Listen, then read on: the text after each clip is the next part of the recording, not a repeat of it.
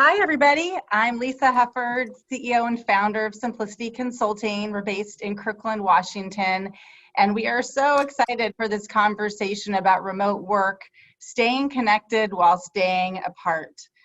We are all working in unprecedented times. This pandemic is clearly impacting every single one of us on every single level of our lives, from our professional lives to our personal lives. And change can be hard, especially when we don't choose it. And we all respond to change in different ways. So our goal here at Simplicity is to really provide inspiration, information, have a conversation, because you're not alone. We're all in this together, and we really want to support all of you out there, which is why I've invited 4 of our awesome and amazing consultants who are pros at remote work. They have collectively been remote working for over 60 years. So we've got some amazing tips. And what I love about each of them is they have so much diversity and perspective on how they approach remote work. And I think that's what's so cool about this opportunity for all of us, is to define what it means for us. Each one of us are individuals, and we have certain things that work and certain things that don't work, and we're all experimenting. And so our goal really here today is to share some of their unique perspectives, and hopefully it will give you some ideas. And we also want to hear from you. We have the chat bar going, as you can see here in Zoom. Please chat. We want this to be interactive. Each of our panelists are going to take about 5 to 10 minutes, talk about their topic. And if you have questions while they're talking, please go ahead and chat in the window, and we can have some conversations. And there will be poll questions for each of them as well to engage and inform. And then at the end, we'll do some wrap up, and we'll definitely be taking your Q&A. So at the end of this hour, we really hope you walk away feeling inspired, informed, and connected, and getting any kind of questions, no matter what they are, kind of answered and out there. Because if you're thinking it, probably someone else is thinking it too. So ask it, and we really want to share and learn from each other. So with that, I'm going to ask each of them as we go through to go ahead and tell their story as part of their conversation with you about their topic. So we have Mary Cronkite Johns, Hai Duong, Maura Donahue, and Monica McNeil. So we are going to go ahead and kick this off with Mary, and I'll go ahead and turn it over to you, Mary, to talk about humor and mindful connection.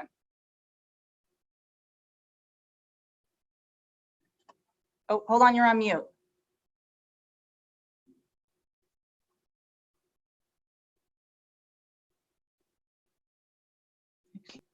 There you go. There we go.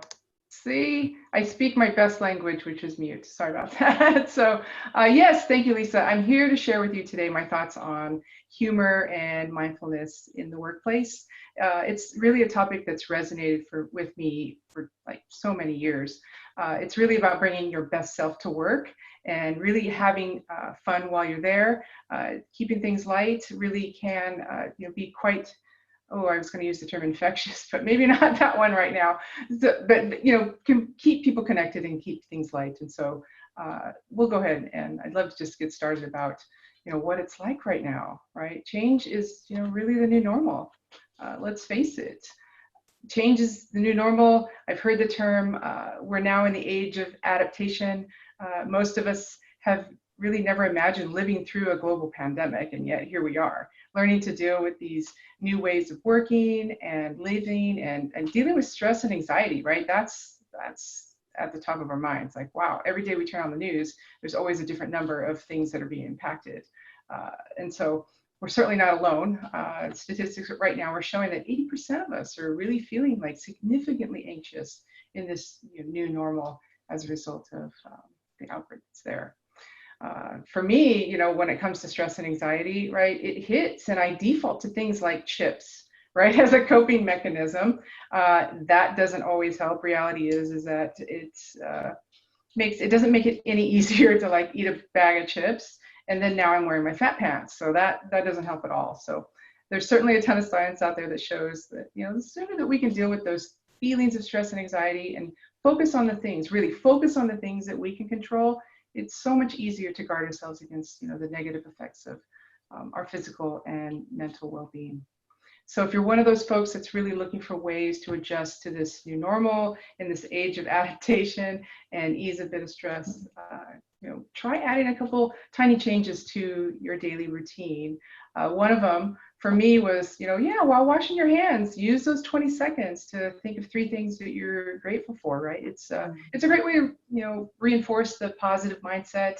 And don't forget your favorite lotion, right? I don't know about everyone, but I'm washing my hands and my hands look like lizard skin. So I picked up my brand new lotion and I'm so happy about that. And so, and I will tell you the last time I washed my hands, the 3 things that I thought of were dogs and sweaters, my pillow, and using technology to have FaceTime with my family abroad. So I'll share with you, I do have family that live in the Philippines. And so I worry I can't just fly over there and see them. And so using this technology to talk to my mom and my family is really great. So what a great transition into this next topic I'd like to share. Also, I do want to point out we do have a poll. Why did you join this session today? Looks like I can say, wow, we've got at least right now 61%. The topic is interesting, so hopefully I can keep this going. So let's talk about the next topic I'd love to share with you.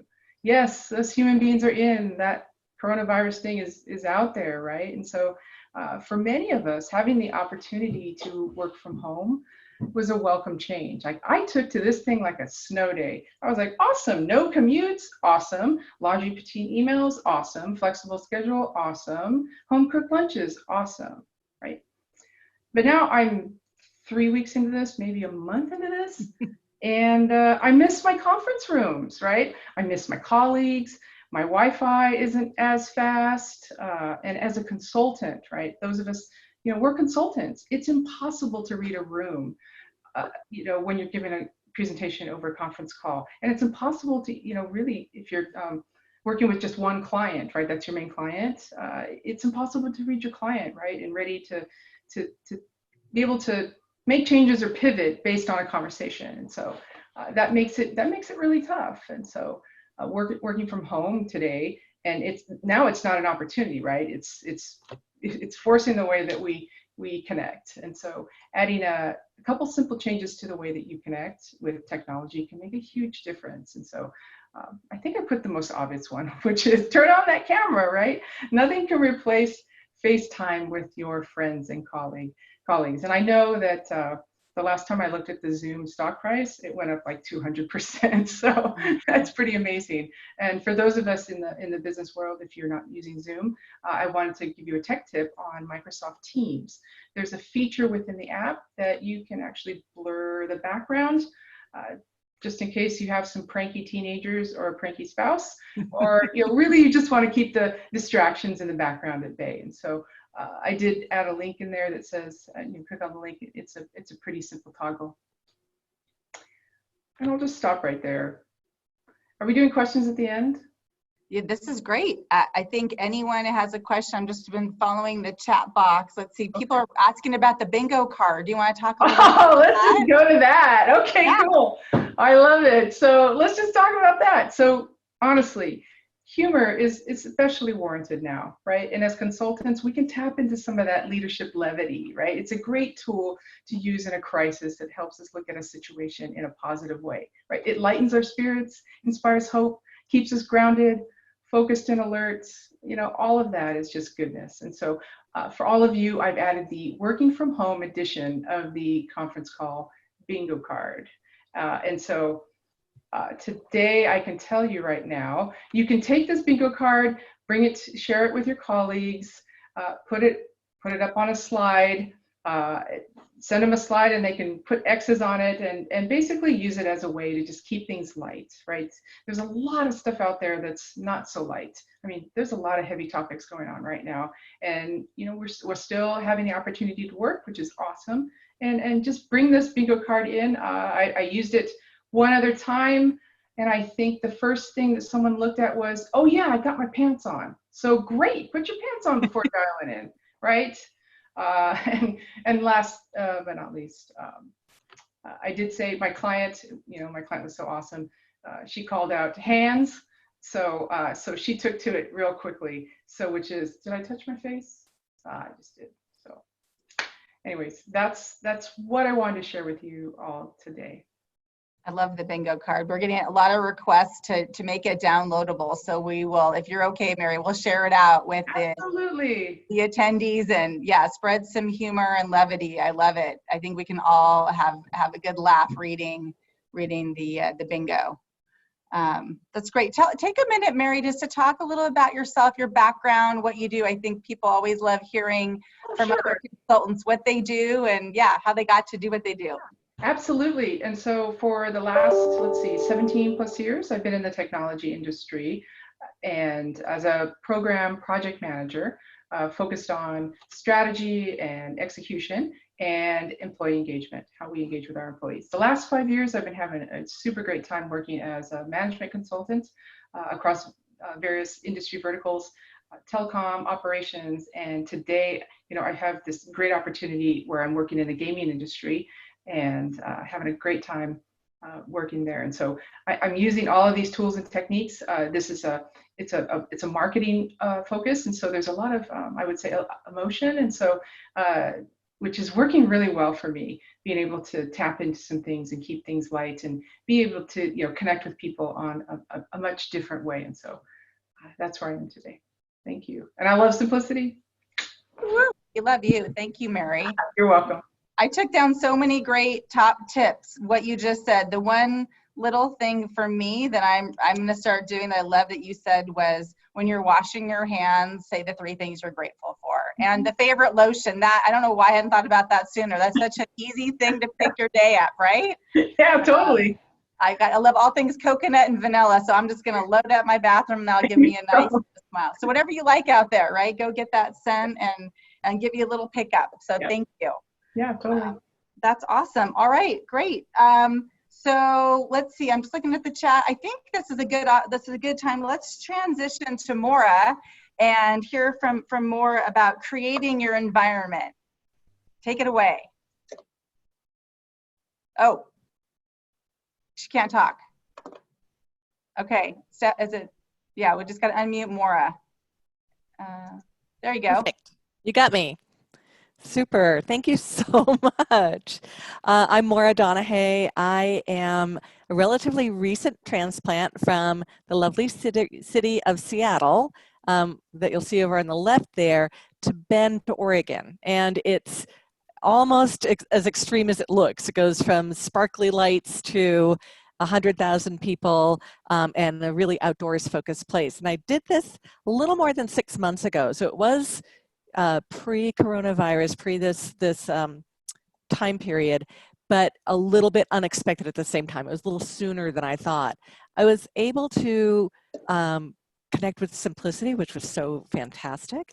And my background is working in CEO, exec comms, and also change management with companies like Starbucks, Target Corporation over in Minnesota, and most recently Microsoft. And I left Microsoft as an FTE in July 2019 and then came over to Simplicity, worked back with Microsoft. So that's a great transition. So my top tips are all around sort of creating your environment. And creating a workspace is really important to me. I was able to, because I had a little time to actually kind of create a space that really works for me. Longer term, but short term, you can do almost anything you need to. I have a niece who is in San Francisco, works for a tech company, and has been sheltering in place in a 400 square foot apartment with her fiance and their newly adopted dog. So not a lot of extra room in there, and they also don't want to buy any new furniture. So she took a little bench that they had in the entryway that had books underneath it. It cleared off the bench, put the books underneath the bench, and turn it into a desk. So now she doesn't have to play Tetris with new furniture when she gets done working from home. But it's really important to have a dedicated space. In her case, she wanted to be able to look out a window. So she took that little, it's a place where you sit to put on your shoes, but now it's a place where she sits with her computer. And I think Mary's bingo referred to this, but getting dressed. Boy, my first month, it was kind of nice to just roll in and then maybe be wearing my pajamas, or certainly sweatpants were a major theme. I found just getting dressed puts you in that mood where you're active, you're getting things done. It's not that you're, on a sort of sick day time. You're really being energized by, getting whatever feels right for you for your workplace. At Microsoft, it's pretty darn flexible, but for your workplace to feel like you're at work, I mean, it really makes a difference to me. The other thing I found, it's really easy to also just sit here all day, forget to have lunch, forget to get up, forget to move. So anything that it takes, go out and get the mail. If you can walk to your mailbox, even just do some stretching at your desk in your desk area. If you have a pet, go out and play with the pet for 5 or 10 minutes.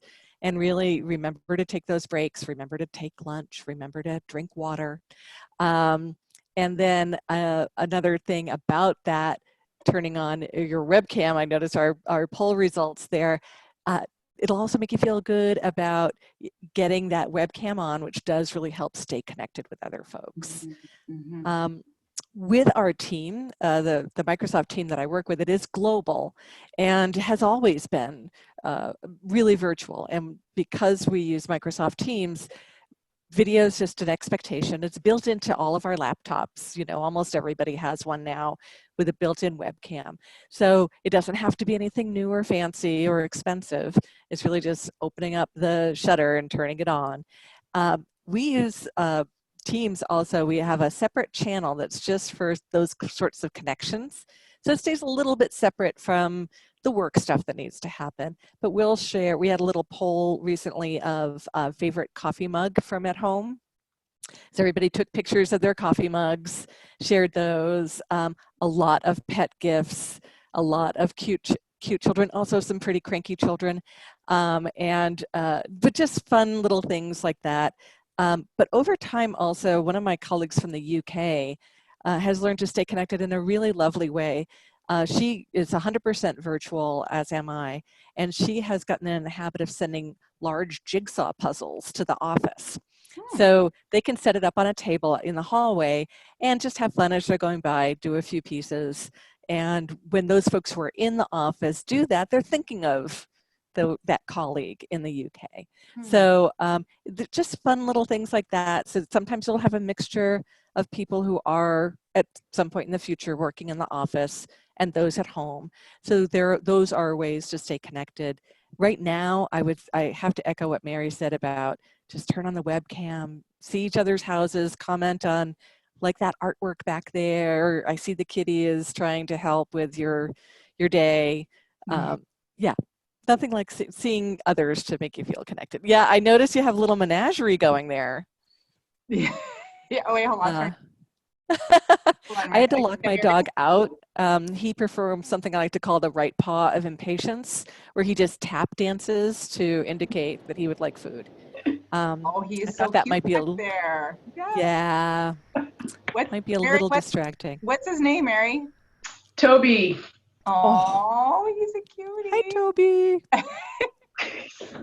I think pets around the world are getting this new idea, why are their voices constantly coming out of the computers? What's going on? Yeah. Right. Yeah, so those were most of the things I had. That's great. Okay, I'm looking over in the chat bar. We got lots of conversations. I think people really like the reminder to get dressed, right? There's nothing like getting dressed, which sounds maybe weird, but true, because it is easy to just jump on email first thing in the morning and then you look at your clock, right? I know I've done this and I'm like, it's 3 o'clock. I haven't eaten, showered, I got up. Like, how did that happen, right? So getting dressed, treating it just like a normal day, because it is a normal day, even though these are not normal times and circumstances. So I really like that. Let's see, I'm looking at, see if there's any other comments in the chat. Someone's talking about they do virtual happy hour on Friday. Yeah. Have you done that at all, Maura? Have you tried anything? We haven't done that particular thing, but when we do meetings, we do a lot of the, we'll take a few minutes at the front to have sort of chit chat time. Partly we don't do it because everyone's in different time zones. Yeah. So the person in the UK, for instance, it would be midnight. Right. Yeah. Are there any tips? That's a good point because you're dealing with a global team. Are there any best practices or learnings that you have around kind of helping everyone feel connected in a global team? Oh, absolutely. Well, one of the things is that time sensitivity, really just being cognizant of times for people. There's some great schedulers out there. Even Outlook will let you put 2 or 3 time zones on so you can select your time. We've also done rotating times. If you have a team, say, based in India, and there's a set team meeting that happens, well, don't always give them the pain of getting up in the middle of the night. Flip it back and forth. And then it's if it's a quarterly meeting or every month or two, it's not that much pain for people to get up and do the call themselves from, say, the West Coast of America at off time. So sharing the pain a little bit, really definitely using webcam because it helps you with those cues. And then the other things that we've talked about are catching ourselves with Americanisms or slang that can be hard for people, and just putting it into the chat, saying, ooh, you said, hit that one out of the park. Just as some of my friends from India who use cricket references go right over my head. So we turn it into more of a bonding than a gotcha. So it's more like, oh, I forgot, let me explain that one. Or it makes people feel more comfortable saying, hey, can you speak a little more slowly? I'll tell people, for instance, that I have hearing loss, so I can't hear if you've got your hand over your mouth or you're turned away. I don't hear what you're saying very well. So that's actually why webcams are terrific for me. Most people are facing front and talking clearly. Those are great tips. So that's a really good reminder about slang when we're working on global teams, right? There's so many things we say, the Americanisms, I probably don't even realize. So that awareness for all of us to just be conscious of that. Yeah, that's great. I love that, and I love also what I took away from your talk is just making the most of your environment. Like the example you gave about using a bench, like be creative. Look at it as a creative opportunity to think about your space in kind of a different way than you've ever had to maybe think about your space. So that's great. Awesome. Thanks so much, Maura. All right. Thank you guys. All right. Well, let's transition to Hi. I'm going to take you off. Hi. I see your cat. You're a cute cat right behind you there. Yeah, she is adorable. They are my companions. So hi everyone. Hi here. And I'm super excited to be here. So first of all, I just before I begin, I want to thank Lisa, Stephanie, Erica for marketing, and pretty much just everyone from Simplicity who's able to make this happen. I'm super honored as well to be part of a panel of amazing Simplicity consultants who have many years in the industry doing remote work. So before I begin, just let me tell you a little bit about myself. My name is Hai Duong, and the purpose of why I put together this presentation is to be of help and a resource for others. As a consultant, the services that I usually sell can be thought of as like project management or marketing, but I consider myself first and foremost a community organizer, and I kind of want to instill these values in my work, as well as show others that how they can take a compassionate yet effective approach as well. As Lisa said, the world is no longer operating at business as usual, and neither should we.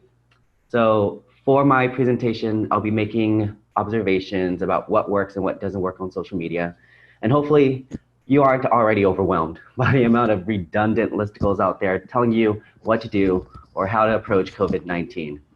And you can see the infographic on the right and just some summaries on the left. But initially, when I put together this presentation, the audience that I have in mind was originally just social media marketers who manage other brands. However, I think these recommendations can also be useful and adaptable for pretty much anybody, people who are building and promoting their own brand. It can be especially useful for businesses and brands who are now seeing the drive to look online, take their business online, and expand their marketing strategy. And as you know, of course, for everyone who's looking for meaningful ways to stay connected through the power that social media brings. So, as I mentioned, the infographic on the right pretty much wraps up all of the recommendations, but let me summarize the essence behind them. As you should well know, number one, safety first. The top few points relate to ways in which you can keep yourself and your loved ones safe from the pandemic. It's important to know where the trusted sources are and letting others know as well. Just be careful that there's many bad faith actors out there, and we've got to be aware that they can contribute to misinformation online. Make sure you're not one of them. For example, albeit an extreme one, has gotten so bad that the Federal Trade Commission, the FTC, even put out statements and recommendations warning people about the scams that come out of this situation. So, through various levels of panic, people can be very hyper-focused on some aspects, such as bills and their livelihood and food and toilet paper, while just lapsing caution on other stuff, such as giving away their banking and personal information. And that's especially dangerous on social media and online. However, bright side, innovations has always been a way people make it through adversity. And we're starting to see the responses people are having online, just like that poll that brought up. What virtual meetups have you attended or are interested in attending, right? So in addition to ensuring the safety of everyone by socially distancing, taking your events virtually, moving your events to a digital space can net you exposure to a whole new kind of audience and experience as well.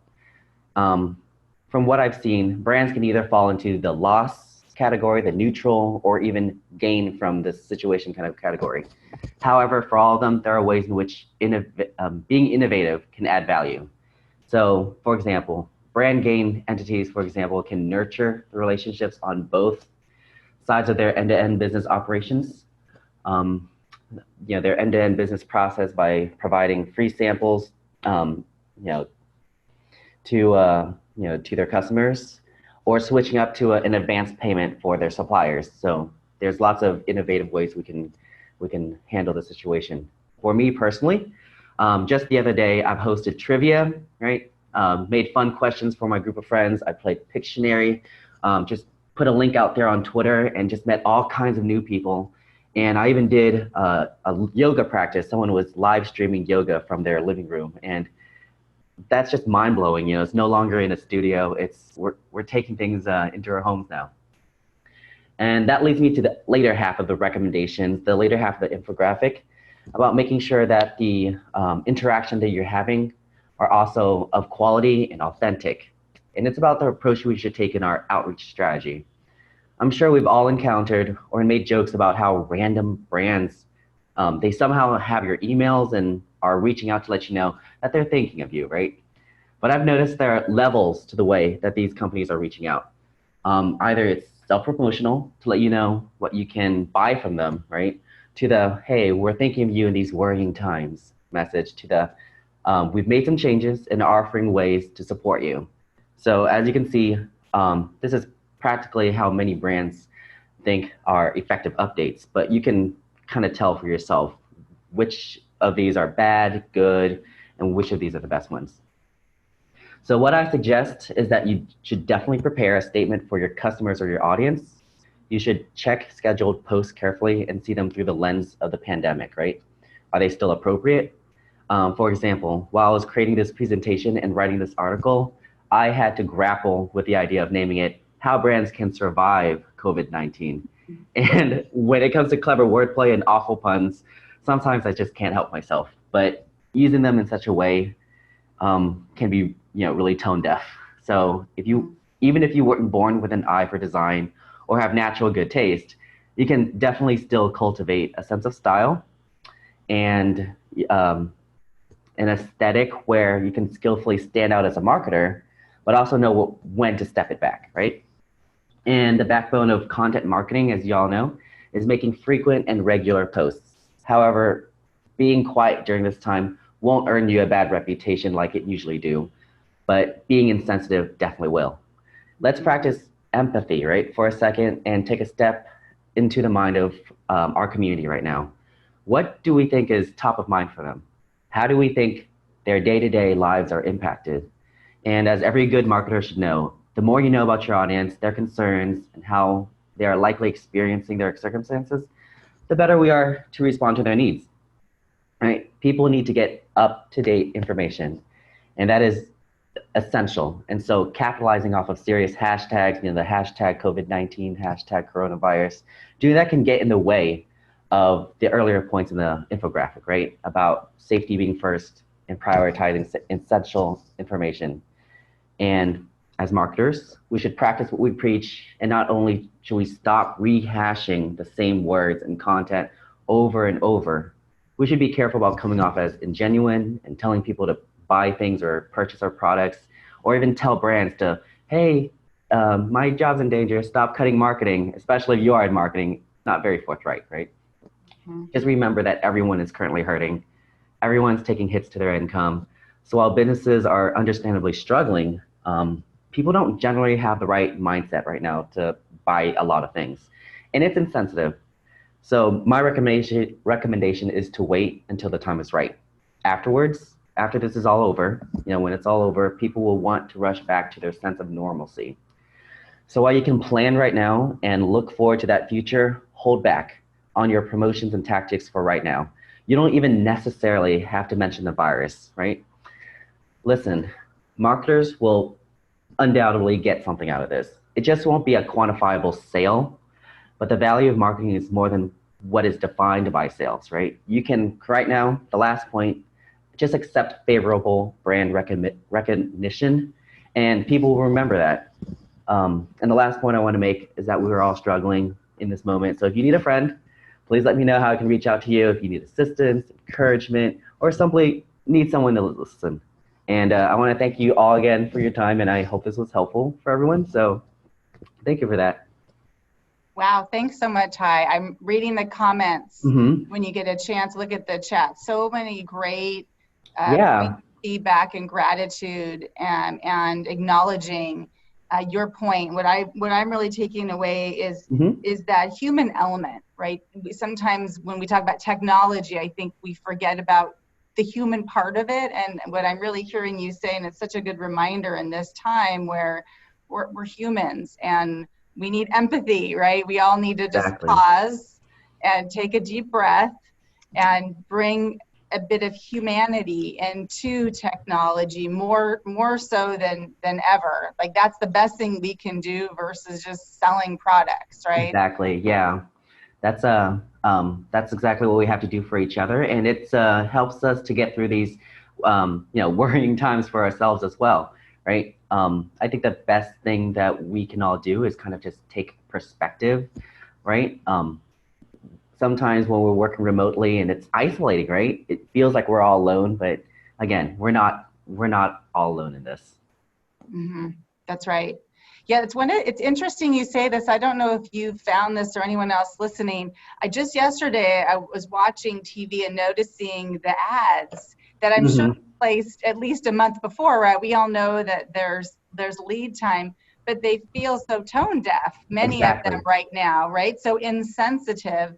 And I was thinking exactly what you were saying about the potential impact of the brand perception now. And I'm sure these brands clearly had no idea, but they can't pull them back. But but even people that just put in marketing automation campaigns like so many companies do now, and for weeks out, to really pause and come back and rethink that strategy, because that potentially could be damaging your brand in a way that maybe people hadn't realized. I think that's Exactly. the thing, right? Yeah. Yeah, it's that automation. It's that a lot of people don't know who are not in marketing. We're not at the computer 24/7 hitting publish, hitting publish. A lot of it is scheduled and automated. And I think that's being overlooked. People are thinking about what they can do right now to advertise, where they can put their marketing dollars, but they forget about, well, what are the current campaigns that we're running right now? And a lot of them, are started way back, like you mentioned, and they don't they're not relevant right now. Exactly. Yeah, they're not relevant. And not only not relevant, but I think that's a really good point I took away, which is it could be damaging, right? Mm-hmm. Not only is it wasted ad dollars, it potentially could damage your brand and turn people off, which I think that might be a big aha for a lot of traditional brand marketers, because this is such an unprecedented time, and how to think about really marketing right now. And also that idea, I love what you said about what I took away was less is more, or maybe you don't even market right now. Like that sounds weird for a marketing person to maybe say, but maybe right now is the best time just to pause, or if you're going to say anything, just say something supportive, which again seems so counterintuitive to traditional marketing strategies, right? Exactly. So again, I was mentioning how there are 3 categories: brand positive, right? Brand gain, brand neutral, and brand loss. I think that's a great way to think about it in that perspective.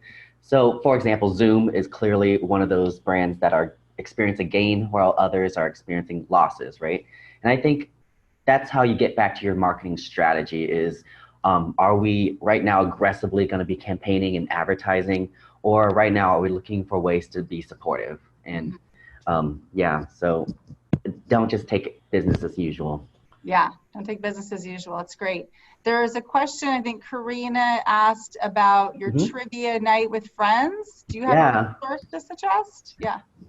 It was a simple Zoom call like this one, and I created questions on a PowerPoint and played music, done video. It's kind of just basically on what my experience has been going to trivia night, out and about, and just finding ways to converting that into a virtual deliverable, if I don't have any, so to speak. So let's see.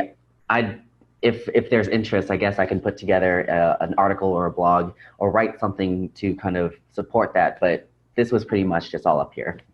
Yeah, that's great. Well, yeah, I think we were just talking with Stephanie about doing some follow-up with each of you on your awesome tips and pushing out some more information to the community. So let's take that as an action item, and we'll do that, since there seems to be a lot of interest in that. So yeah, great. Awesome. Thank you so much, Hyde. That was wonderful overview. You're welcome. Hope it was helpful. Right.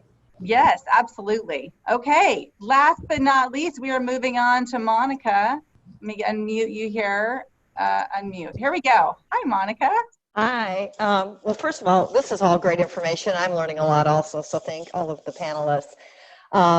Monica McNeil, I have been in the fashion industry most of my life for about 30 years, worked lots of great retail and wholesale, and then moved into a nonprofit role for a few years, and then currently with Simplicity as a contractor at Microsoft. And I get to help lead the Military Spouse Technology Academy. So I get to work with military spouses, and my last nonprofit role was working with veterans. So I get to do very purposeful work and meaningful work. So it's not work, it's a lot of fun. In my past, because I've actually worked remote for almost 14 years, and with that, I have had teams that have been not across the country like some other people, but at least through the United States. And so that 3-hour time zone is something you really have to be respectful. So I'm going to start with being respectful, because just because someone is in Seattle and I want to start my call at 9, someone might be having lunch. So you really have to think about what people might be doing on their time zone. So I've always try to make sure people have good, clear set calendars, and including they put on the calendar their lunch. They're not available. If they want to go for a walk, put on their calendar, they're not available. Because then I'm actually being respectful for times that we want to have a call. I also try to make sure we set some boundaries. Just because someone works early doesn't mean the entire team is up at 6 o'clock in the morning. So kind of setting those, what are those ideal work hours? And with that is, you know, if you can share calendars, depending on what systems, obviously I use Microsoft products and I've always have. So I also believe in the delayed email, because the delayed email, I might choose to work on a Sunday and send emails, but I delay them to Mondays for everyone in the right time zone. So no one feels compelled to respond to crazy Monica who wants to work on a Sunday, but I'm respecting their time zone. So the East Coast person would get in their mailbox about 9:02, then I'd work across the country, and then the West Coast people would get it also at 9 a.m. So I really love the delayed email option, because it allows me to work when I need to, but it doesn't put pressure on everyone else. Set clear expectations, because when you have a team that's remote, you can get fuzzy things. Things get fuzzy. So be really clear. What does it do? What are your priorities? How do you see the project? And if you use some project management tools, you can do that. You can see progress, but be clear, because my next one is manage expectations, because it's much easier to manage the expectations and not the person. Because I really assume and believe people are doing their work when they need it to be done. And I can't worry about if they decide to go for a 4-mile walk or whatever, and they still can get their job done. That's all I care. So manage the expectation and not the person or the personality has been something a mentor taught me a long time ago, and I really believe it keeps that personality out of it and make sure people can get their job done. Limit communication. This to me I think is getting worse than better. There are so many great ways to communicate, but then I wake up at 2 o'clock in the morning, don't go, oh, did they do that on LinkedIn? Did they message me on my phone? Is that on Teams? Is that on Slack? Did they move it? We have to limit the number of communication, because it's too hard to track multiple. Now, for those of us who use Teams, we've got some great channels there, but you can have a Slack channel. You can, just say, hey, we're not going to use LinkedIn messaging for anything work related. And that's just one less thing you have to deal with, because I just think, at least I wake up going, what is going on? There's so many places, and I know someone sent me a message, I just can't remember where. So limit the communication and set that what's best for your team. Someone says, hey, if it's important, text me. Well, then that's important stuff. That's not, hey, how are you doing this morning? It's the important stuff. So do that.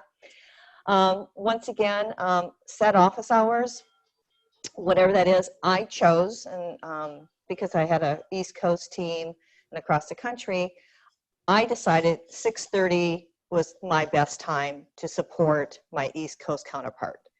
So in order to do that, that became my hours. I just worked across the country, but that also meant I tried to be done at 4. Because I too had put my calendar, I need lunch, I have to go for a walk. I sit next to a window with the window open. Maura, you like that? I need to hear the birds chirp. I need that also. So set your office hours, and that will vary, but then be respectful of everyone else's office hours. I think, like I said, I kind of just worked across the country, and that worked out for me. So calendar management, a huge believer in it. I think it keeps everyone on track and honest. And once again, I'm going to go back to being respectful, because if someone blocks out time, and many of you I'm sure do this in corporations, I used to block out time in my calendar to actually do my job. Otherwise, you don't even have time to do your job. And so if that means you have to block out some time, you block out your time. And as you know, if you use Outlook, you can make it a private appointment if you have to run to the doctor.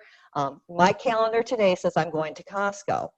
So if someone wants to, there are a couple people on my team here, if they look at my calendar, it says I'm going to Costco, because I am going to Costco. So that's okay. I'm blocking out time to go to Costco. And someone else mentioned earlier, you also have to block out time to eat. It is so easy to sit at home, because I don't get to go to Starbucks. Well, I could, but I'm not going to drive there. And I don't get to go hang out with anyone in the office and chit chat, because there is no one here, just so you know. being work from home, my husband now is also working from home, and I've reminded him he is now in my office, and it's driving me crazy. I mean, he has to stay over in the den. This is my office. So, you know, use your calendar to kind of plan your work and work your plan. And that includes, and I put this out or I'll put it out on Teams, hey, I'm going for a walk. I want everyone to know I'm getting out of here. I need to go for a walk. Mm-hmm. So use your calendar and then be respectful. And someone else mentioned on Outlook, you can set it by time zones. So that really is helpful. And just be, you know, use your calendar as a great tool. And then, like I said, put in your personal time. It's okay because you're working from home. Touch base calls, I'm a strong believer in them. They're scheduled, they're on the reoccurring, they're out for maybe to the end of this year. And we may or may not have something important or big to talk about, but I stay on track. And if that call is scheduled for an hour, maybe it's only 10 minutes. That's okay. I wanted to make sure I've touched base with someone if they had something to say with times that was agreed upon. I also try to schedule many of my appointments in the 45-minute block because you hate to run over, and your next one might be starting at the top of the hour, and they all bump into each other. And honestly, I've got one bumping into me at 1 o'clock today. So if you can keep that little buffer there, because things do go over, and God forbid, you might actually have to go to the bathroom at some point during the day.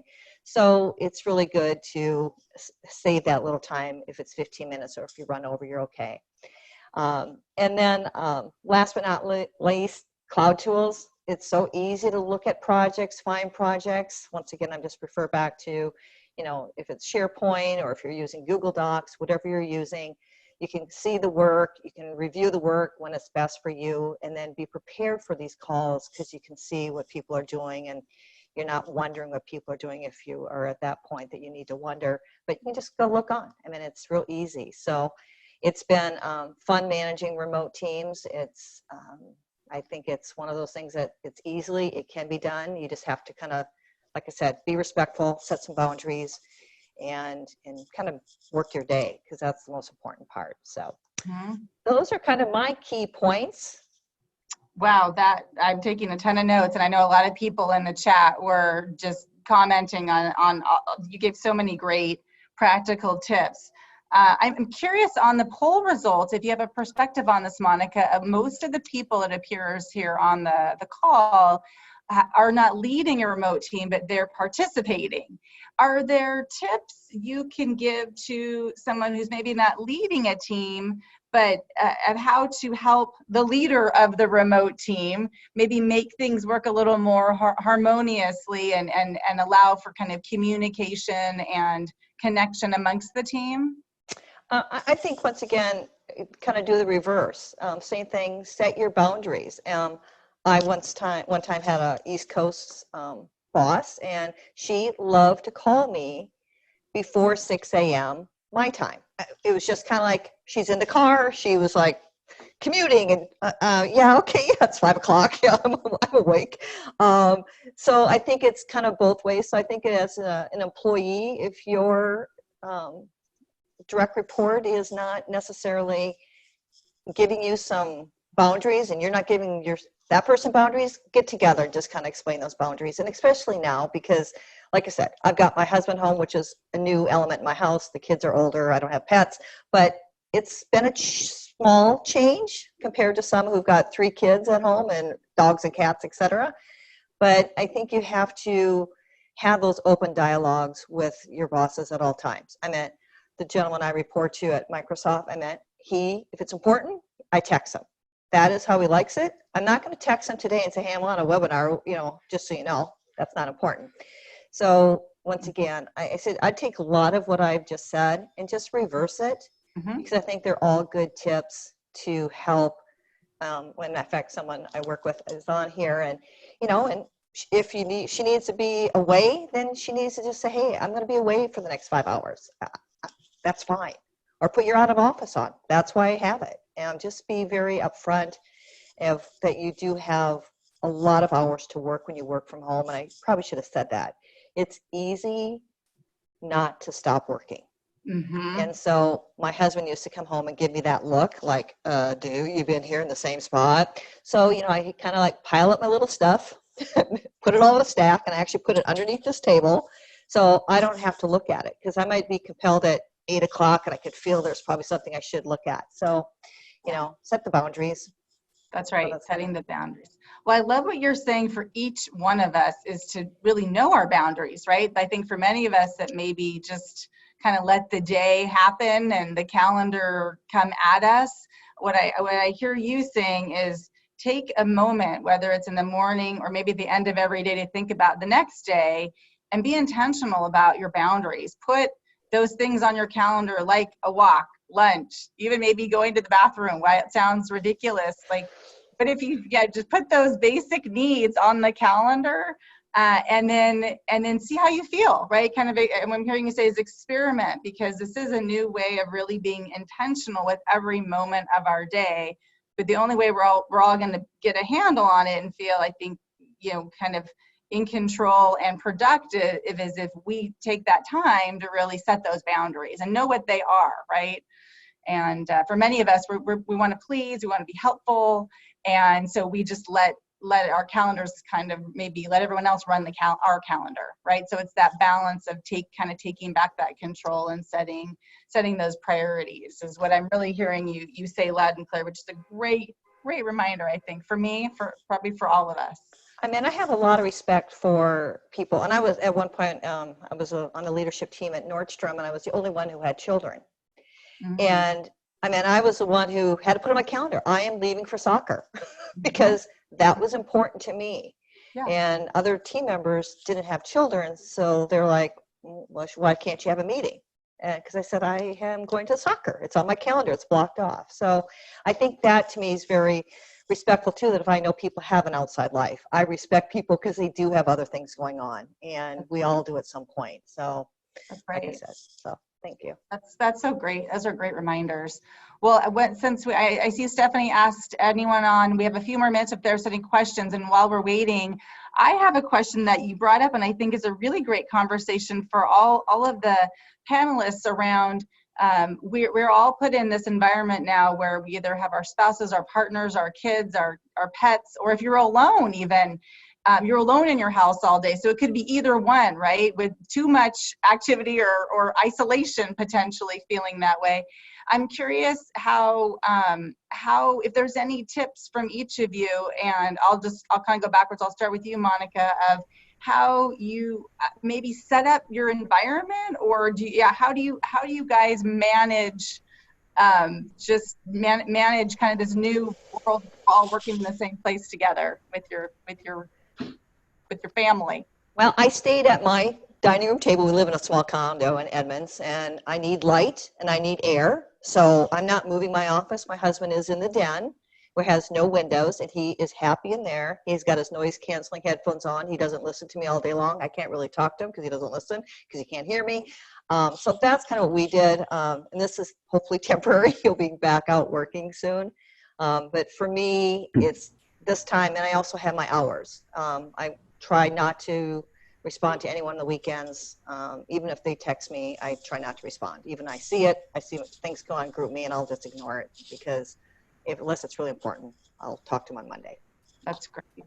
Thanks, Monica. All right, Hi, how about you? Any best practices?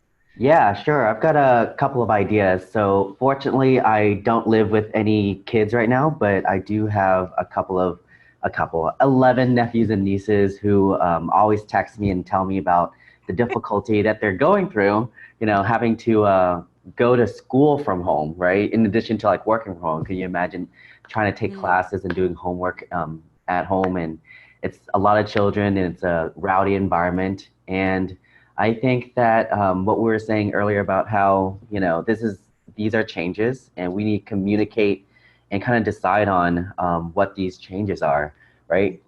Whether it is that you were saying whether we need quiet hours, or whether we need to section off like times for each other. We just have to be able to communicate what our needs are and how things are going to be changed. And the rules of the household are going to have to be run differently. Mm-hmm. Mm-hmm. Great. Great tips. Thanks. Thanks. Okay, Mary, how about you? Yeah, so for me, I definitely have to put structure in my day. And now with my spouse home, it's hey, let's connect and let's make sure we're on the same page. So you're not doing the dishes or playing with the dog while I'm on a conference call or something like that.